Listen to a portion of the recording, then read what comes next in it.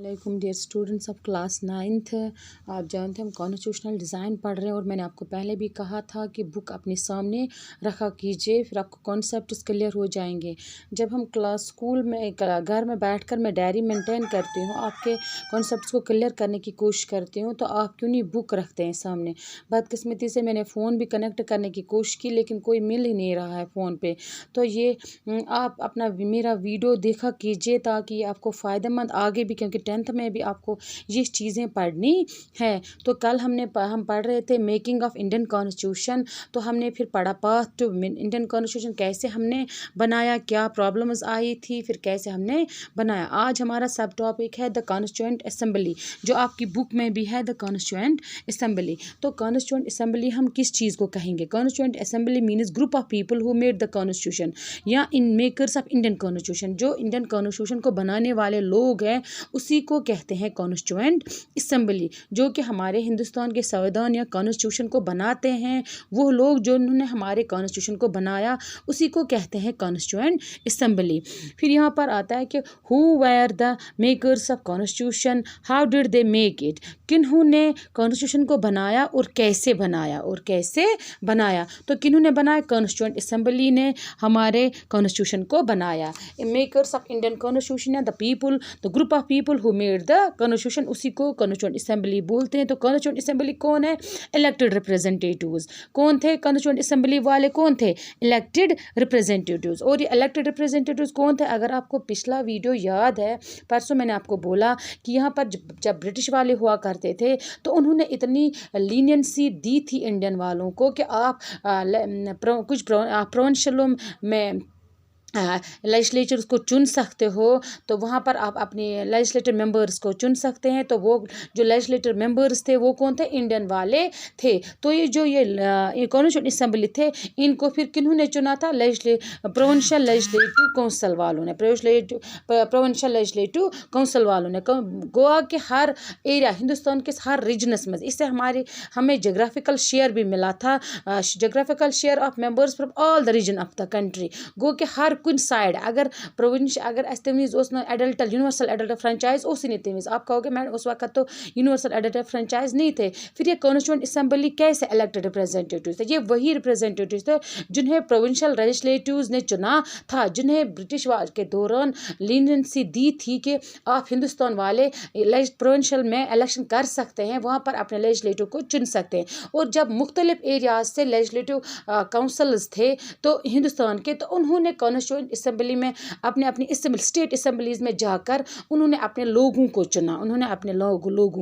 चुना, तो वही बन गई कॉन्स्टिट्यूएंट असेंबली और वही इलेक्टेड रिप्रेजेंटेटिव्स बन गए। और कब हुआ था ये इलेक्शन? पहला इलेक्शन 19 जुलाई 1941 में हुआ था, जब किन्होंने प्रोविंशियल लेजिस्लेटिव काउंसिल्स ने हमारे स्टेट असेंबलीज में अपने इनको रिप्रेजेंटेटिव्स को चुना था, जो कि एक सिंगल ट्रांसफरेबल वोट। आप ये पढ़ोगे आगे जब कल 10th में भी आएगा, अगर आपको बुक में होगी सामने, तो वहाँ पर देखा है कि सिंगल ट्रांसफरेबल वोट के थ्रू उन्होंने अपने रिप्रेजेंटेटिव्स को चुना, जो कि इतना फेयर था। अगर आप आज भी देखोगे यूनिवर्सल, अगर उस वक्त यूनिवर्सल एडल्ट फ्रेंचाइज भी होता था तो भी इतना फेयर नहीं होता, क्योंकि जितना ये सिंगल ट्रांसफरेबल वोट के थ्रू इन्होंने प्रोविंशियल लेजिस्लेटिव काउंसिल्स ने अपने इन रिप्रेजेंटेटिव्स को चुना था। क्योंकि हर एरिया से, हर कास्ट, हर लैंग्वेज, हर रिलीजन से उन्होंने अपने रिप्रेजेंटेटिव्स को चुना था। तो जब ये इलेक्शन हुआ था ये जुलाई 1941 में हुआ था, लेकिन फिर इनकी फर्स्ट मीटिंग दिसंबर 1946 में, गोवा की जो दिसंबर 1946 में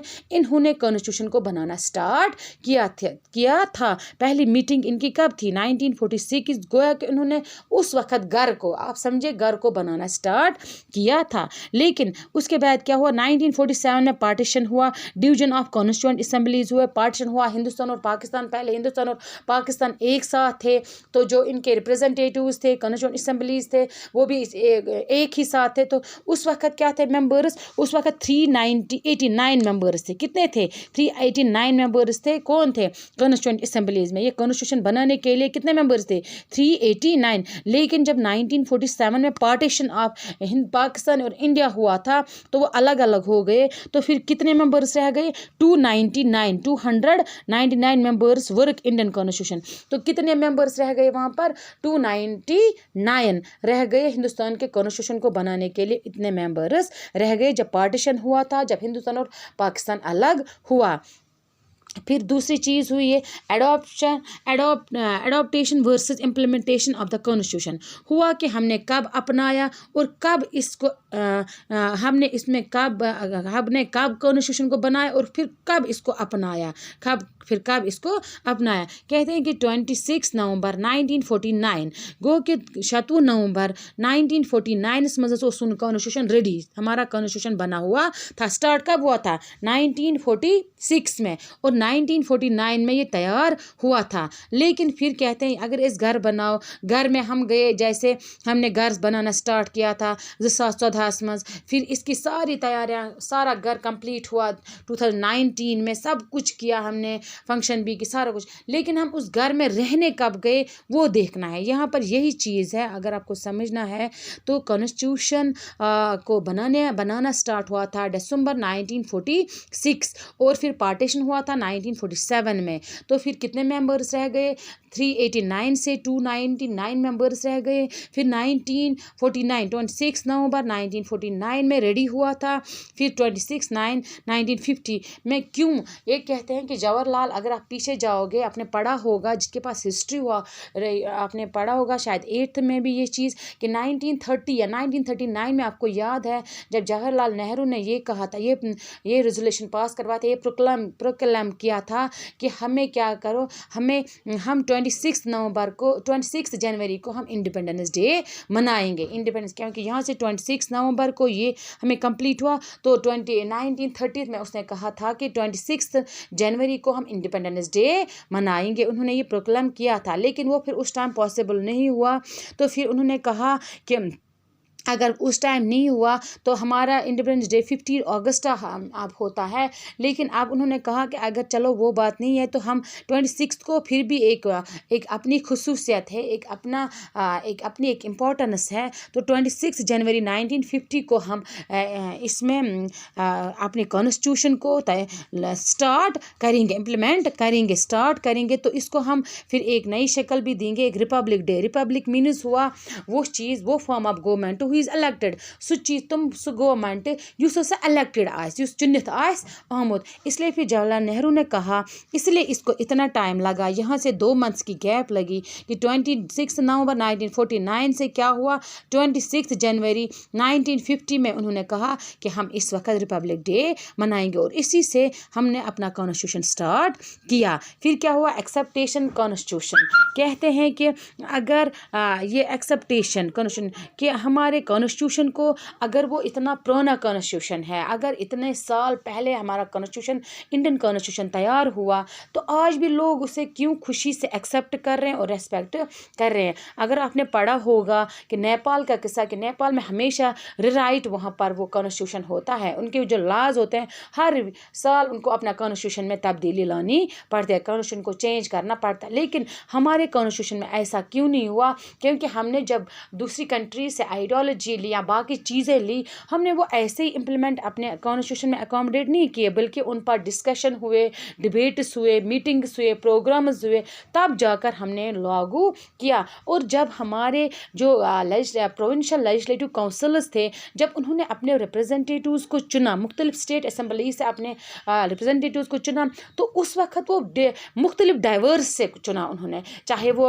on the base of caste, on the base of religion, on the base of language, इन सारी चीज़ों को मिलाकर जब हमने कॉन्स्टिट्यूशन को बनाया, तो लोग आज भी हर कास्ट, हर मज़हब, हर ज़ात के लोग हमारे कॉन्स्टिट्यूशन की इज़्ज़त करते हैं और इसे खुशी से एक्सेप्ट करते हैं, क्योंकि हमने पहले ही उन चीज़ों, चाहे हमारे सोशल ग्रुप हो, चाहे हमारे पॉलिटिकल ग्रुप हो, चाहे हमारा कास्ट ग्रुप हो, वो सारे हमारे इंडियन कॉन्स्टिट्यूशन को एक्सेप्ट किए हुए हैं। क्योंकि जब हमने इंडियन कॉन्स्टिट्यूशन बनाया तो हमने बहुत सारी चीज़ों का उस टाइम ख्याल रखा। आपको आया समझ?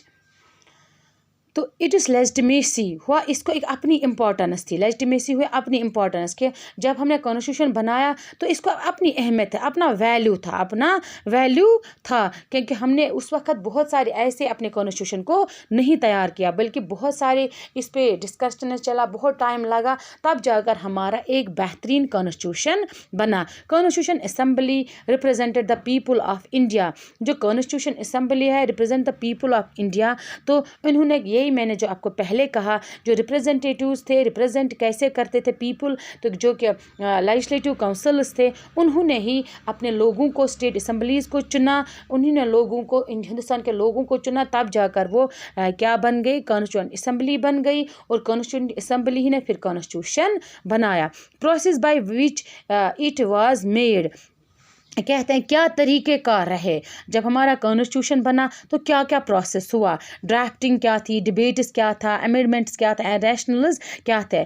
कहते हैं कि आपको याद होगा, मैं आपको एक चीज़, अच्छी चीज़ बोलूँगी कि यहाँ पर आपको बुक पे लिखा है, जो डॉक्टर राजेंद्र प्रसाद है वो कॉन्स्टिट्यूंट असम्बली के प्रेसिडेंट थे कॉन्स्टिट्यूंट असम्बली के, और वो फिर कांग्रेस के प्रेसिडेंट भी थे और फर्स्ट प्रेसिडेंट ऑफ इंडिया भी रह चुके हैं, तो वो थे कॉन्स्टिट्यूंट असम्बली के प्रेसिडेंट। और जो बी आर अम्बेडकर था, बी आर अम्बेडकर था, तो वो क्या था, वो चेयरमैन ऑफ ड्राफ्टिंग कमेटी के थे, ड्राफ्टिंग कमेटी के चेयरमैन। इसको फादर ऑफ इंडियन कॉन्स्टिट्यूशन भी कहा जाता है, father of drafting Indian constitution भी कहा जाता है, किसको, बी आर अम्बेडकर को, क्योंकि वो ड्राफ्टिंग कमेटी के चेयरमैन थे। तो कहते हैं कि अगर आप, मिसाल मैं दूंगी आप लोगों को, अगर हमें पिकनिक जाना हो या कोई प्रोग्राम बनाना हो अपने स्कूल में, तो ओबियसली हमें टीचर्स का, अपने हर क्लास में, आप 9th क्लास में मैं आपको कहूँगी कि एक बच्चे को कि आप लिस्ट तैयार करना, आपको क्या क्या चाहिए, कौन सी चीज़ की ज़रूरत है इस प्रोग्राम को तैयार करने के लिए। इसी तरह बी आर अम्बेडकर को ये परमिशन मिली थी कि आप एक चिट्ठा, आप एक लिस्ट बनाइए कि कॉन्स्टिट्यूशन को के बनाने के लिए क्या क्या करना चाहिए, किन बातों का ख्याल है, क्या क्या चीज़ों को की ज़रूरत है। तो बी आर अम्बेडकर को इसलिए फादर ऑफ इंडियन कॉन्स्टिट्यूशन भी कहा जाता है, क्योंकि उन्होंने एक ड्राफ्ट तैयार किया था, फिर जाकर उन्हें अमेंड किया था, फिर उन्हें डिबेट, उस पर जब उन्होंने ड्राफ्ट बनाया था उस पर डिबेट्स हुए, डिस्कशंस हुए, तब जाकर हमारा कॉन्स्टिट्यूशन तैयार हुआ। और एक बात मैं बोलूँगी कि हमारे जो कॉन्स्टिट्यूशन में, उसमें 2000 अमेंडमेंट्स थे, बदलाने पड़े, पहले लाने पड़े फिर बदलाने पड़े, तब जाकर हमारा कॉन्स्टिट्यूशन तैयार हुआ। चलो अल्लाह ब्लेस यू, कल हम आगे बढ़ेंगे।